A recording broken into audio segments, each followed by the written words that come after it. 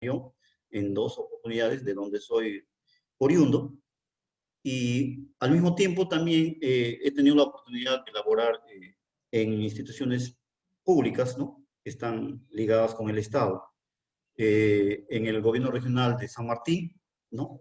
En la unidad ejecutora del proyecto especial Guayaga Central y Bajo Mayo, específicamente en la red vial regional en la parte administrativa.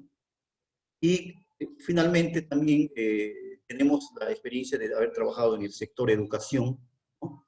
También una parte del Estado muy importante en lo que se refiere a estos dos sectores prioritarios que tienen en este tiempo el Estado, lo que es salud y educación.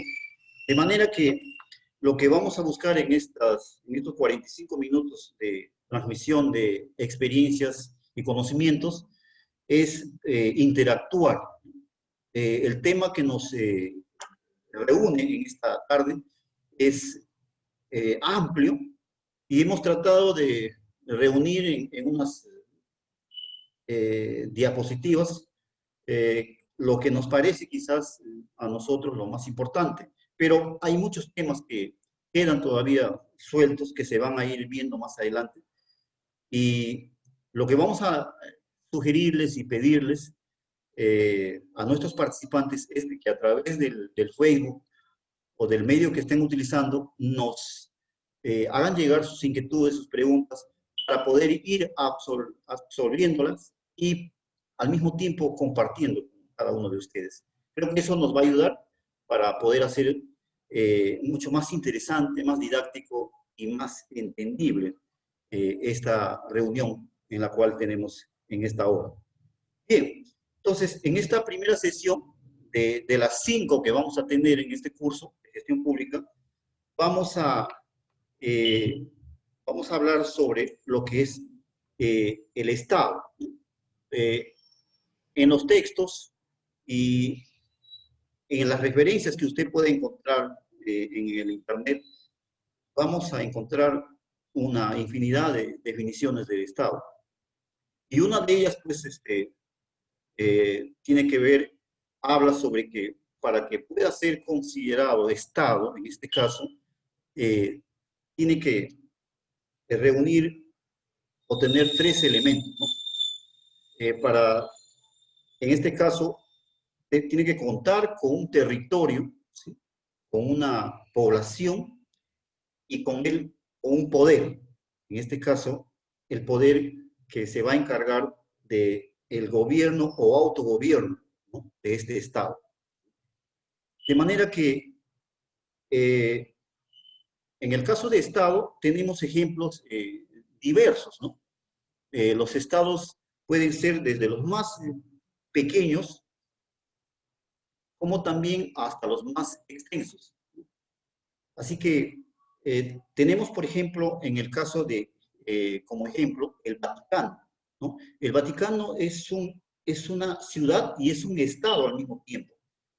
Como ustedes conocerán y conocen, el Estado del Vaticano es simplemente, tiene un territorio sumamente pequeño, mínimo. Es la parte central, es prácticamente casi la plaza nomás, ¿no? De Roma, ¿no? Que se llama el Vaticano. Y este Estado quizás se define o se cree que es el Estado más pequeño de toda Europa. Se encuentra situado, como le hemos dicho, en el corazón de Roma, ¿sí? La ciudad del Vaticano es mundialmente conocida por ser el centro neurálgico de la Iglesia Católica. Y este Estado, ya hemos definido que tiene un territorio sumamente pequeño, también tiene una parte que es el poder representado en este caso por el Papa y por los obispos o cardenales que están alrededor de él. Como ejemplo, podemos manifestar de que, por ejemplo, el Estado del Vaticano tiene una riqueza aproximadamente entre 10.000 millones de dólares, de 10 a 15.000 millones de dólares. Y en esta oportunidad, el jefe de Estado, vamos a decir, el presidente, si cabe el término o la comparación, es el Papa, que tiene plenos poderes tanto en el campo legislativo, ejecutivo y judicial. Así como hemos hablado del ejemplo del Vaticano como un estado sumamente pequeño, también tenemos ejemplos de estados que son extensos. Y uno de ellos es, en el caso de los Estados Unidos de Norteamérica. Los Estados Unidos es la suma, ¿no? Es la unión de varios estados. Los Estados Unidos de Norteamérica está constituido por 50 a 52 estados aproximadamente. Su forma de gobierno de los Estados Unidos es una república federal presidencialista, ¿no? En el caso de los Estados Unidos, el estado que es el más extenso es Alaska. Bueno, también tenemos que conocer ciertos conceptos que nos puedan ayudar a ir definiendo cada uno de estos conocimientos para poder ir entrando a nuestro tema, ¿no? A nuestro curso, en este caso, que nos reúne en esta oportunidad. ¿Es necesario conocer estos conceptos para una persona, para un gestor público? Claro que sí, porque la gestión pública es sumamente amplia, ¿no? Y el gestor público tiene que ser una persona que no solamente conozca y domine términos técnicos, sino también que tienen que ver con los temas políticos, ¿no? Y el conocimiento en donde él se va a desarrollar. Uno de esos conceptos que también tenemos que saber diferenciar es la nación, ¿no? ¿A qué se llama nación? Es un concepto histórico y cultural que hace referencia al conjunto de personas que tienen en común una lengua, ¿no? Una historia, una cultura y un conjunto de tradiciones. Al igual que la nación, también tenemos otro concepto que nos interesa que cada uno de los participantes puedan recordar, ¿no? Como es en el caso, ¿a qué se llama república? ¿Por qué entendemos república? La república es una forma de gobierno en la que el cargo de jefe del Estado, en este caso del presidente, está en manos de un ciudadano en forma temporal que es elegida por votación, ¿no? A través de elecciones. Como en el caso nuestro, en el caso peruano, ¿no? Nosotros somos considerados una república, ¿no es cierto? Algo más, un concepto adicional de Estado. El Estado se refiere también a la organización política que integra a una población, ya lo hemos dicho, en un territorio bajo una autoridad o bajo autoridades. Entonces, son conceptos elementales que debemos ir conociendo, ¿no? Para poder saber de lo que estamos hablando. Otro, el concepto de país, por ejemplo, también. ¿Qué llamamos país? País es la comunidad social con una organización política común y un territorio y órganos de gobierno propios que es independiente políticamente de otras comunidades, ¿no? Y en este caso nos interesa conocer del Estado nuestro, ¿no? Vamos a involucrarnos en lo que es el Estado directamente en nuestra nación, que es el Perú, ¿no? Pero antes tendríamos que también saber y conocer el rol del Estado. ¿Qué funciones cumple el Estado? En el tema, desde el punto de vista político, es toda aquella organización, ¿no? Que se encarga de ejercer, de dirigir el poder, ¿no? En manos de un grupo de personas organizadas va a estar el poder, ¿no? Los cuales se van a encargar, ¿no? Van a tener como función ellos de ejecutar, por ejemplo, sanciones, ¿no? Impuestos, pero sobre todo de promover el desarrollo de una nación. Algo adicional, podemos también mencionar que muchos de nosotros podemos tener diferentes posiciones en cuanto a lo que es o lo que significa el Estado. En eso podemos tener diferentes puntos de vista, pero lo que podemos estar de acuerdo, ¿sí? Es de que el Estado, al Estado se le atribuye un papel bien definido, ¿sí? En el cual es decir, el Estado, tiene que entregar, tiene que suministrar, tiene que entregar, tiene que construir, ¿sí? Los bienes públicos, ¿no? Tiene como objetivo el hecho de promover, de generar el desarrollo económico y social, en este caso, de nuestro país. ¿Cuáles son los elementos? ¿Cuáles son los elementos del Estado peruano? Como ya inicialmente hemos mencionado, un Estado necesariamente tiene que estar constituido por tres elementos. En este caso, el territorio.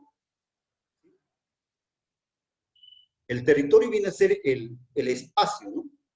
El espacio que nosotros eh, tenemos, ¿sí? Donde habitan los aproximadamente 33 millones,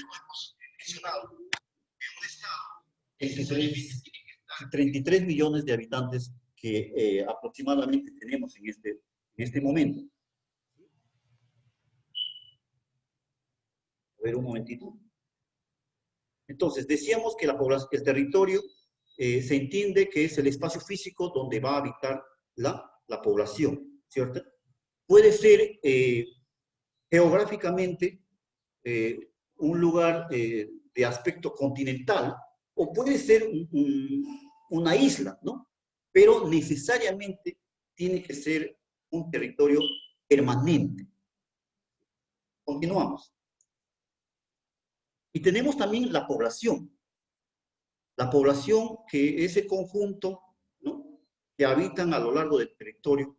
En este caso decíamos, en nuestro país, en el Perú, tenemos aproximadamente 33 millones de habitantes. Y en el caso nuestro tenemos una diversidad, ¿no? De razas, ¿sí? De formas de religión, pero no necesariamente una población tiene que ser homogénea.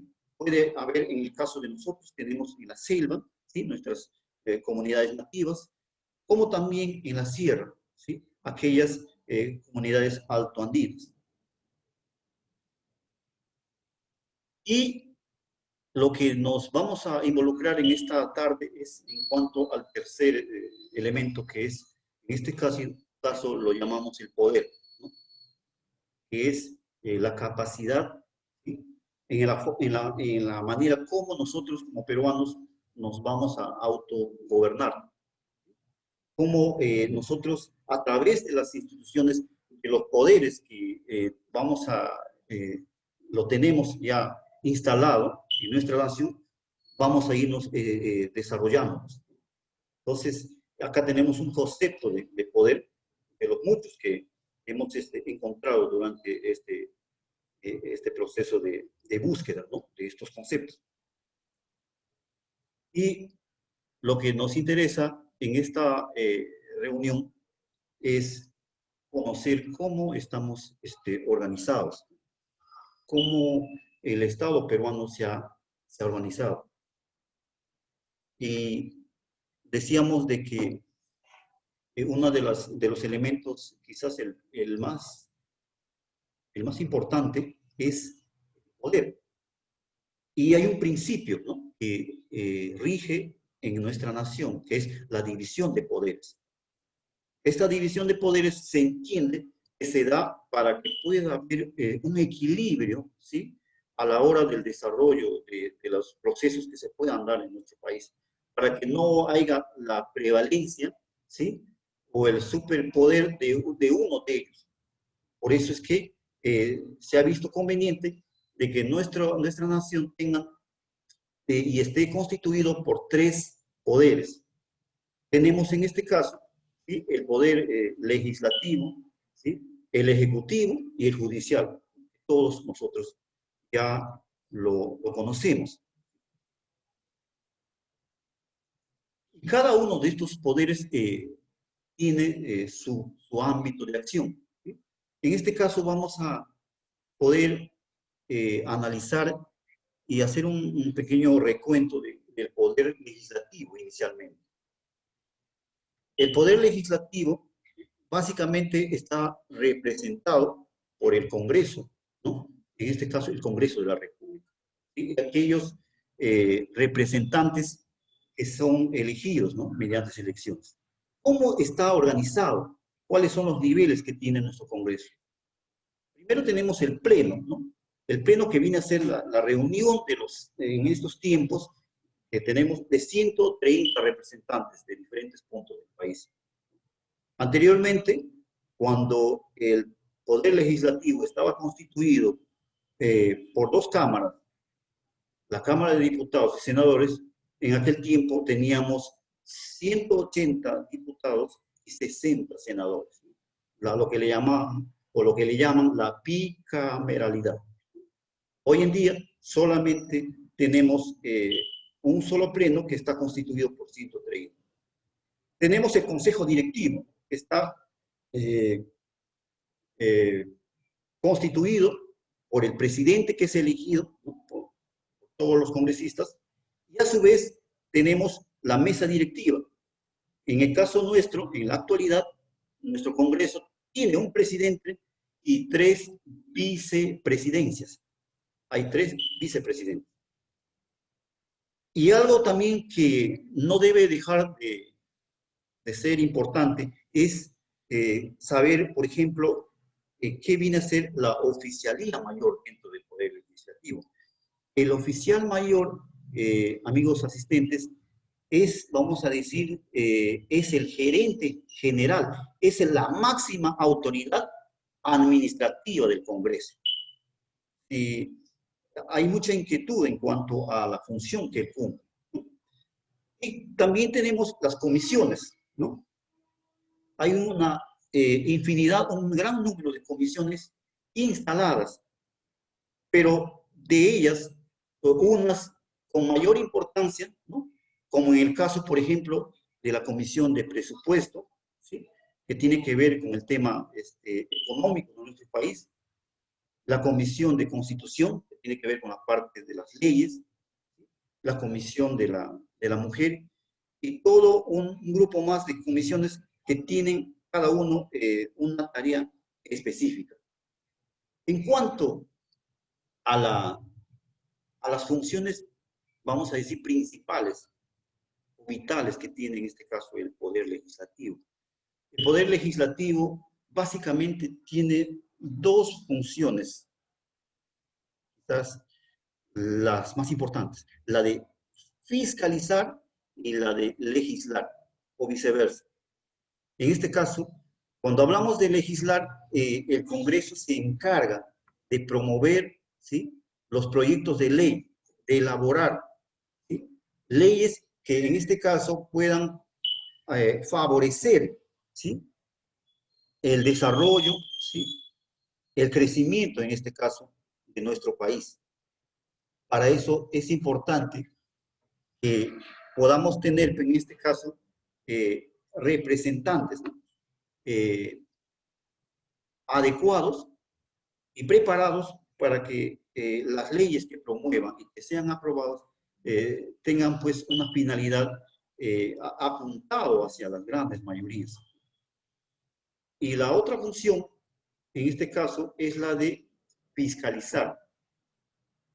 El Congreso se encarga de pedir cuentas, de investigar cualquier sector del Poder Ejecutivo o del Poder Judicial, para poder llegar a una investigación objetiva, de donde se pueda, llegar a una conclusión, a una posición certera.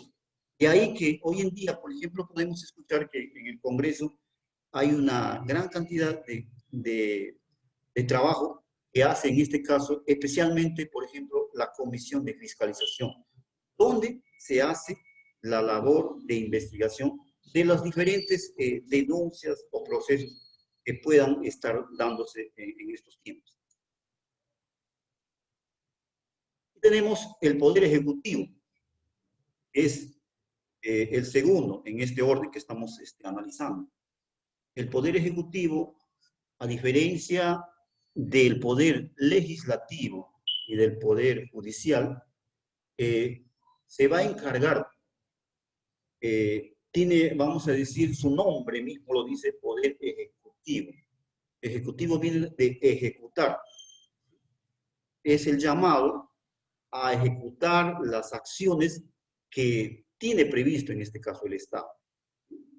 ¿Cómo está constituido el Poder Ejecutivo? ¿Sí? Tenemos el gobierno nacional, ¿sí? Está representada básicamente por la figura del presidente de la República.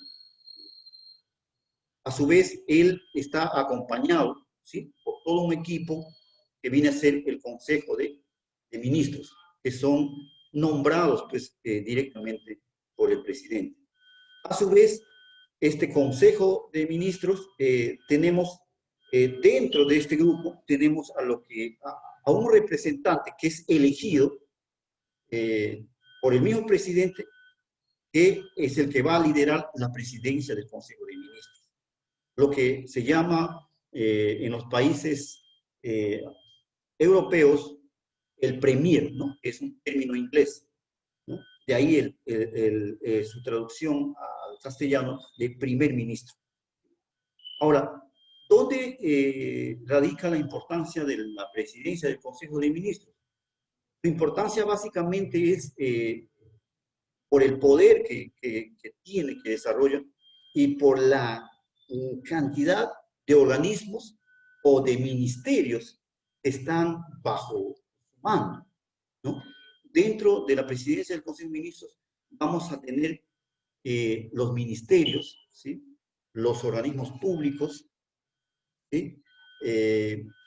Especializados, por ejemplo, los órganos reguladores, en este caso, tenemos un ejemplo de ellos, es el OSINERMIN, ¿sí? En el caso OCIPTEL, en el campo de la telefonía, y todos estos organismos que en estos últimos tiempos se han ido constituyendo, ¿no?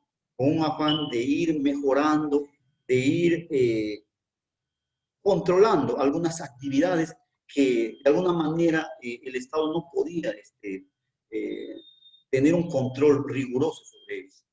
También están dentro de la presidencia los programas, ¿sí? Los programas especiales, las empresas de carácter público, privado, también, a veces mixto, y tenemos las universidades nacionales, que son en gran número, que están dentro de nuestro país.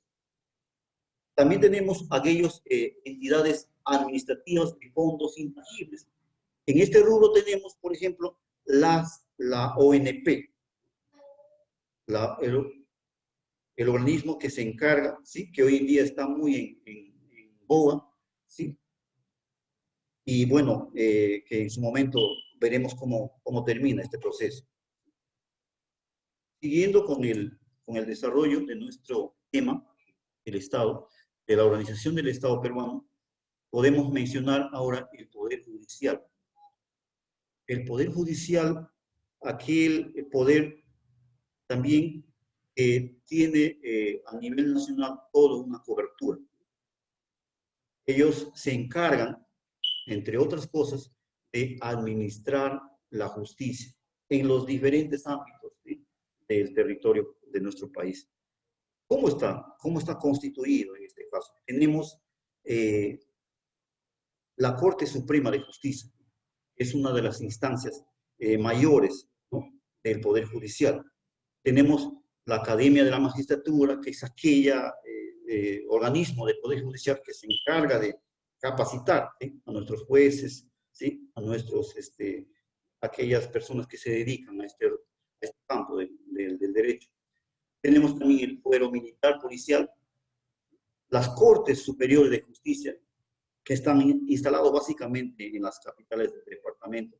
Tenemos los juzgados especializados, ¿sí? Que hoy en día abundan, los juzgados de paz letrados, y finalmente en los lugares más pequeños son los juzgados de paz. Al igual que hemos visto, los poderes también constituyen parte del poder del Estado peruano, algunos organismos que tienen, en este caso, autonomía, autonomía básicamente administrativa, ¿sí? Funcional. Dentro de los más importantes, podríamos mencionar, por ejemplo, el Jurado Nacional de Elecciones, que se encarga de organizar, de llevar a cabo las elecciones, la Oficina Nacional de Procesos Electorales, la OMPE, la RENIEC, el Consejo Nacional de la Magistratura, bueno, que hoy en día ya no existe, ahora se llama Junta Nacional de Justicia, que es la encargada de evaluar, de nombrar a los magistrados. Y tenemos también en este grupo de organismos constitucionales autónomos el Tribunal Constitucional, que es la última instancia en temas legales dentro de nuestra nación.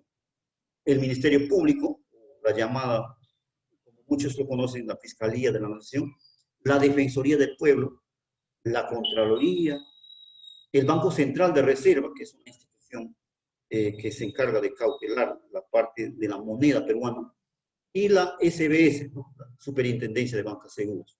Todos estos organismos, si bien es cierto, tienen autonomía en algunos aspectos, pero desde el punto de vista económico, desde el punto de vista de transferencia, dependen en este caso del gobierno nacional. Todos ellos tienen que, para su subsistencia, para desarrollar sus tareas, sus acciones que han sido encomendadas, tienen que esperar que el gobierno central, en este caso, los transfiera sus recursos económicos necesarios. Y ahora vemos el tema de los gobiernos regionales. Esto se ha dado en estos últimos años, ¿sí? Específicamente en el año 2002, 2003, donde se han constituido en nuestro país los gobiernos regionales, ¿sí? Ha habido un interés de parte de las autoridades y de mucha gente especializada de nuestra nación, de que se pueda dar ese proceso llamado descentralización. Y ahí uno de esos pasos que se ha dado es la organización de los gobiernos regionales. Y los gobiernos regionales pues, se han instalado en los diferentes departamentos que existen en nuestro país, sumado a esto la provincia constitucional del Callao. Y los gobiernos regionales también tienen su propia organización, su propia constitución. Y la máxima instancia es el Consejo Regional, ¿no? Que está constituido por el gobernador, en este caso, que antes era el presidente regional, ¿sí? Y el gobernador más los consejeros regionales que son elegidos también juntamente con el gobernador en elecciones dentro de la región que a ellos les corresponde. La presidencia regional, ya lo hemos dicho, a cargo del gobernador, y el Consejo de Coordinación Regional, ¿no? Que es un ente netamente administrativo.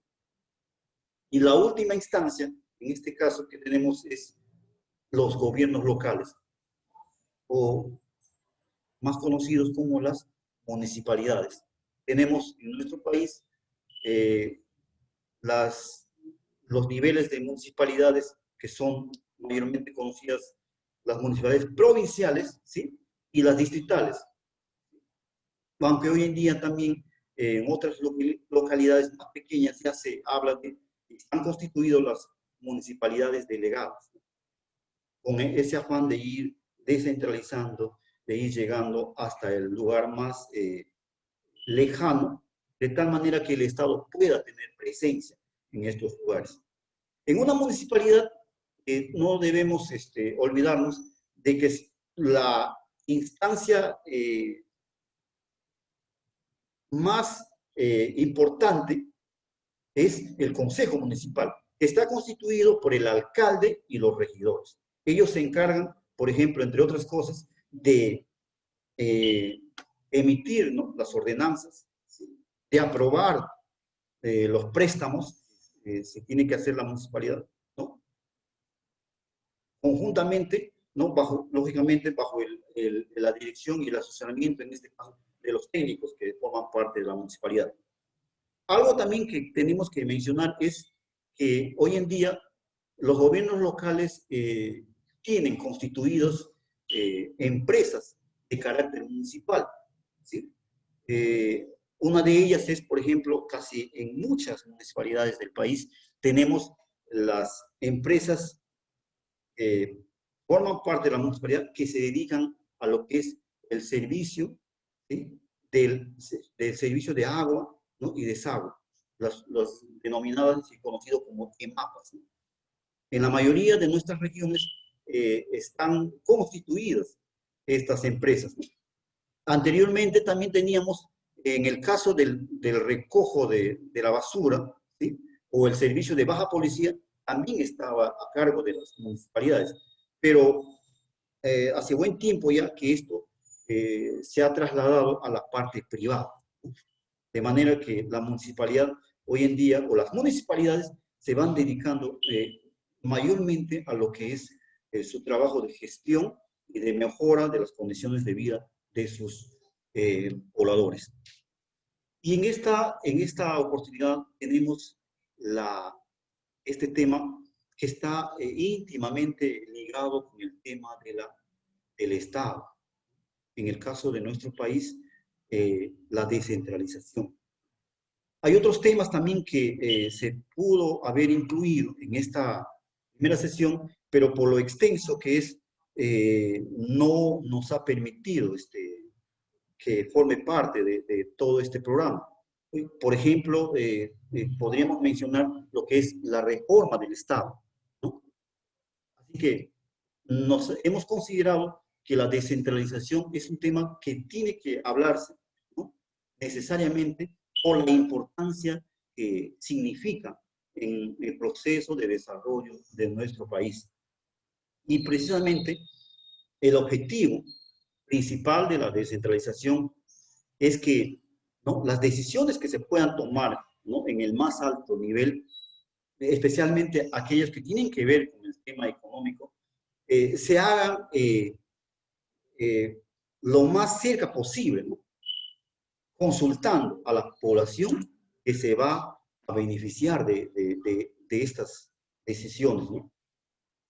Y dentro de esto, pues, podemos mencionar muchos de estos objetivos que tiene la descentralización.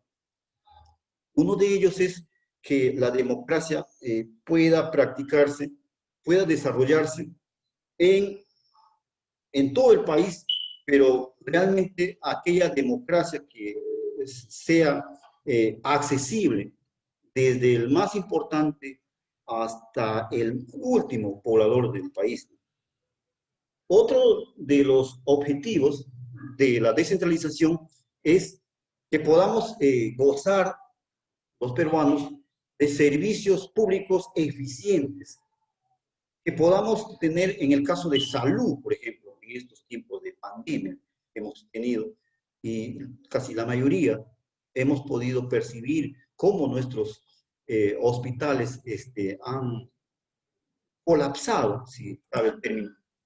Entonces, para eso la descentralización tiene este propósito. Otra de los objetivos es que pueda haber una igualdad, una equidad, ¿no?, entre todas las regiones. Que el desarrollo, por ejemplo, de la región Libertad no sea, no haya una brecha demasiado considerada frente a otro departamento, por ejemplo, o otra región como San Martín. Que las diferencias sean mínimas hoy en día en términos de acceso a los servicios, ¿no?, como es, por ejemplo, la educación, la salud. Y como objetivo final podríamos hablar, es lo que se busca con la descentralización, tener una estabilidad en términos macroeconómicos. Es decir, que los índices, por ejemplo, de la inflación sean cifras manejables, ¿no es cierto? Que estén dentro de los parámetros, que no pongan en peligro nuestra economía, que el Producto Bruto Interno sea un porcentaje de acuerdo, ¿sí?, a la necesidad de cada ciudadano peruano. Y aquí, en esta parte, debemos hacer mención, ¿sí?, en una diferencia que existe entre la descentralización y lo que es la desconcentración. La descentralización es, ya lo hemos dicho, un proceso, ¿no?, en el cual se traslada, ¿no?, se traslada la responsabilidad de ejercer, en este caso, las cuentas desde el gobierno nacional hacia los constituyentes locales. Para poder entender un poco más esto, el gobierno nacional, el gobierno central, esas responsabilidades que ellos lo manejan, lo trasladan, lo delegan, en este caso, a los gobiernos regionales, ¿sí?, y a los gobiernos locales, a las municipalidades, para que ellos puedan dar cuenta, ¿no?, a su población de la forma como se está administrando o cómo se están utilizando, especialmente los recursos económicos, ¿sí?, la infraestructura que está instalada o que se piensa instalar. Eso es lo que es descentralización. Y la desconcentración ya es un término, en este caso, que está referida al ámbito público, ¿no? La desconcentración se da especialmente en aquellos organismos, por ejemplo, del Estado, que tienen que hacer acciones para poder llegar a lugares que de repente por la lejanía, por la distancia, no lo pueden hacer con la facilidad, ¿sí?, de responder a la necesidad de la población. Entonces, en este caso, se desconcentra. Y hoy en día se conoce, pues, muchos organismos estatales han desconcentrado, ¿sí?, sus facultades, y se conoce como unidades desconcentradas.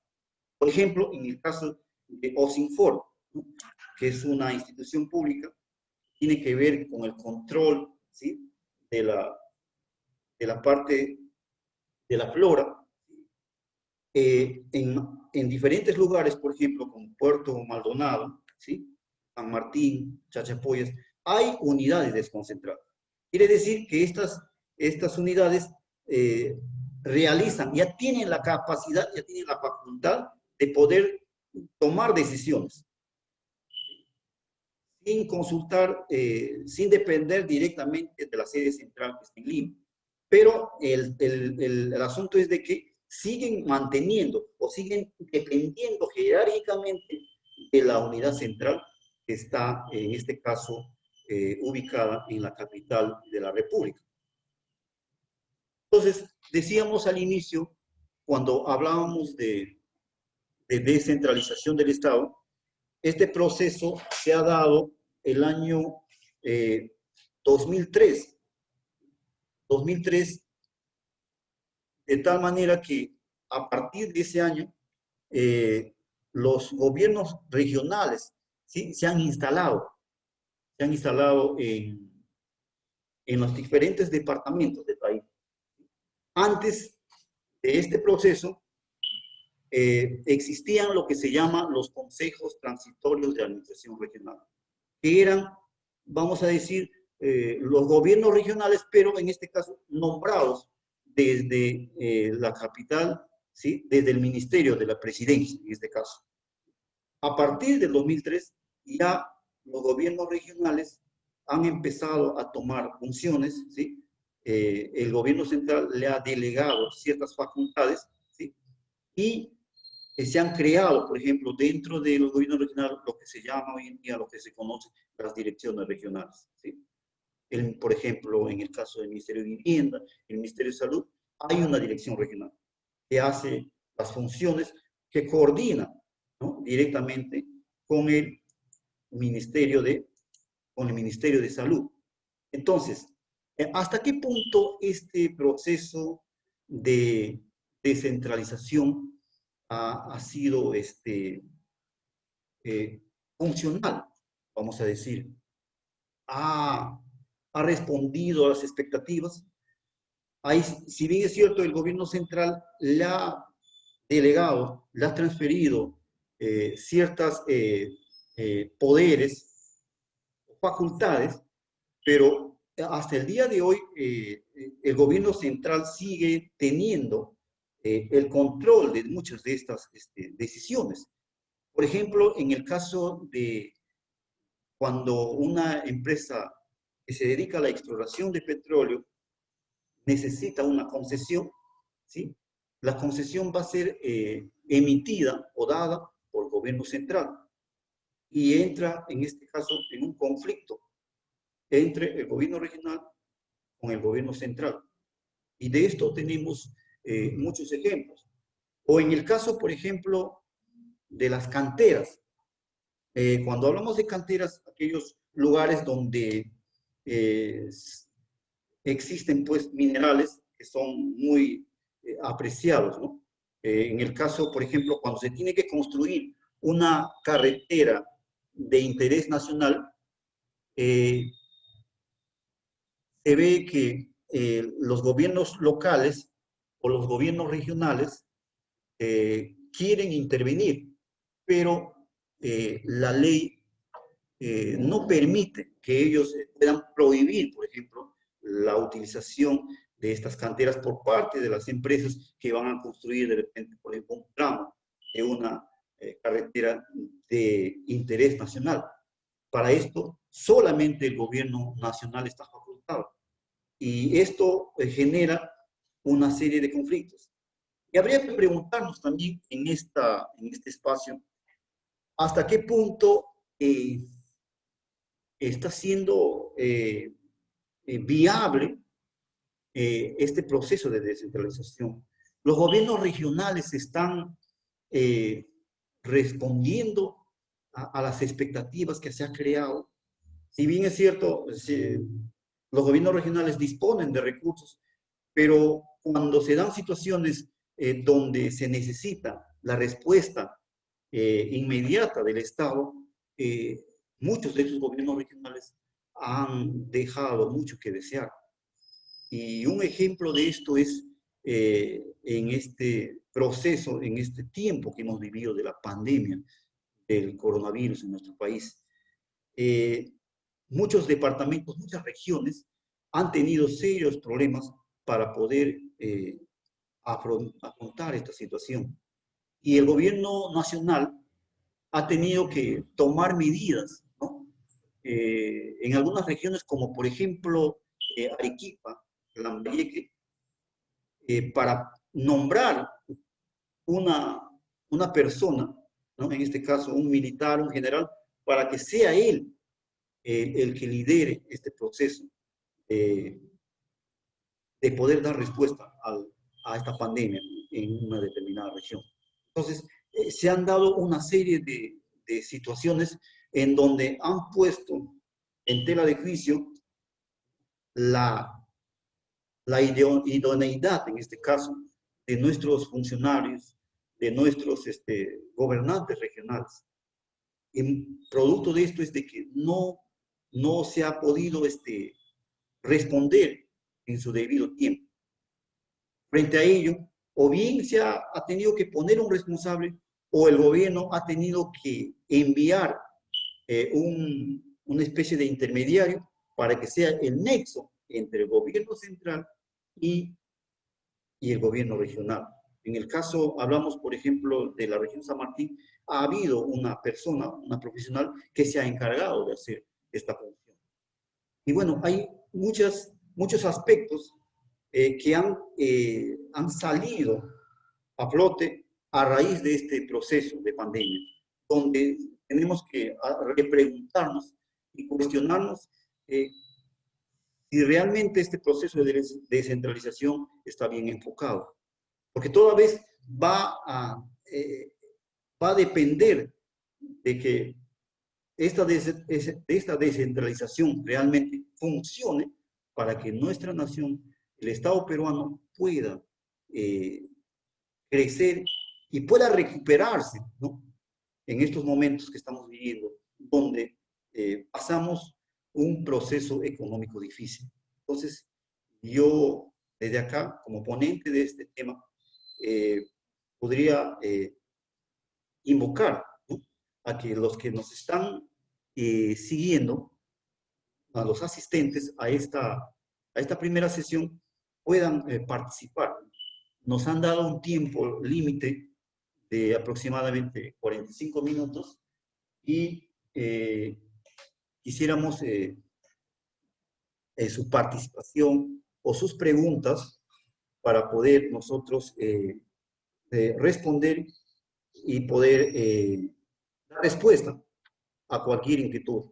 Dejamos en libertad a nuestros participantes para poder escuchar y poder también nosotros eh, ayudar a despejar cualquier duda. A ver, estamos a la espera de nuestros participantes. Bueno, quisiéramos seguir. Estamos con el día sábado, también tenemos, continuamos con en este caso, con el tema de políticas públicas en esta misma plataforma. En esta oportunidad, el sábado va a ser a partir de las 10 de la mañana. Y esperamos, pues, la participación de cada uno de ustedes. Si hubiera preguntas, si hubiera inquietudes, estamos a la espera.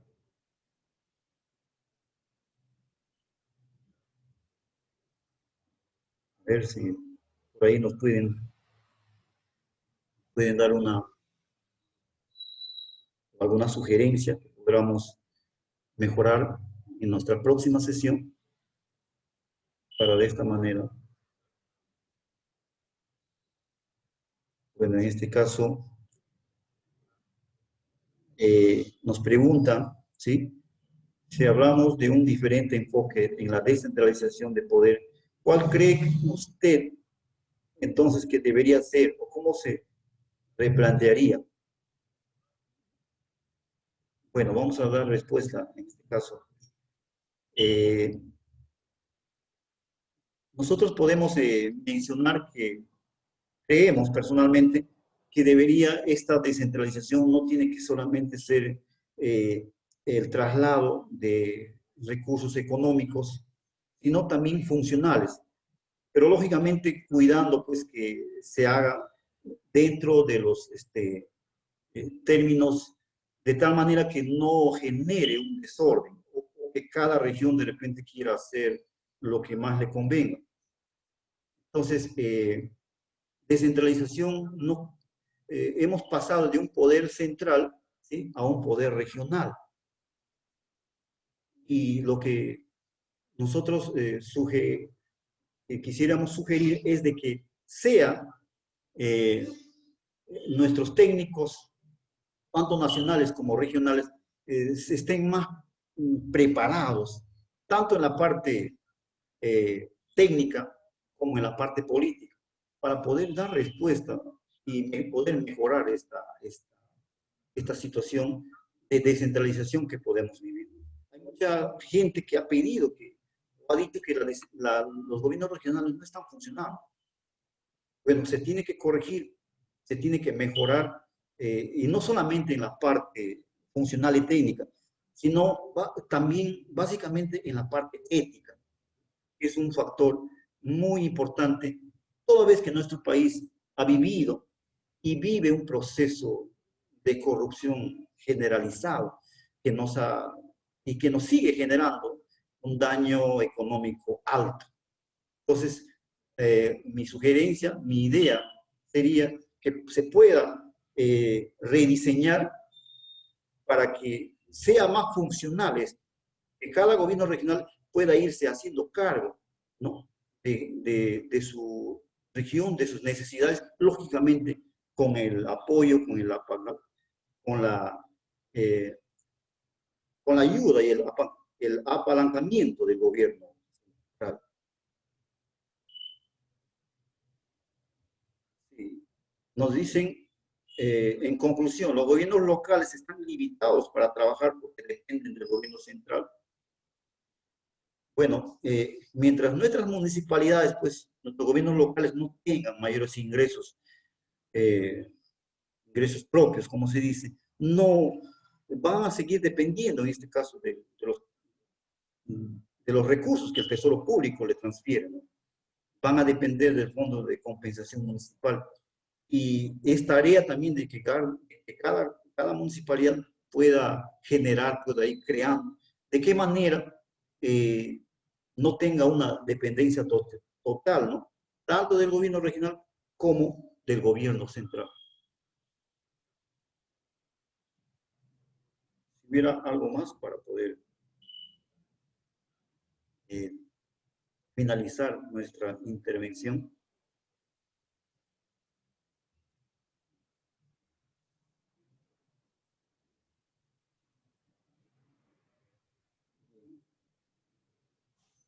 Bien, amigos asistentes, estamos ya llegando a la parte final y los esperamos este sábado para poder continuar nuestra sesión número 2 denominada Políticas Públicas.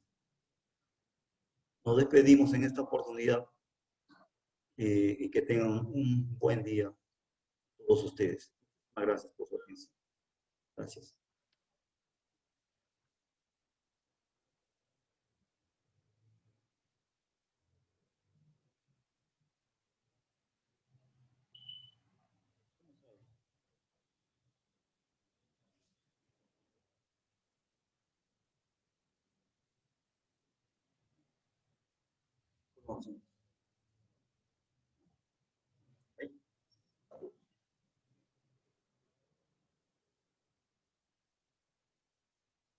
¿Y ahora dónde voy?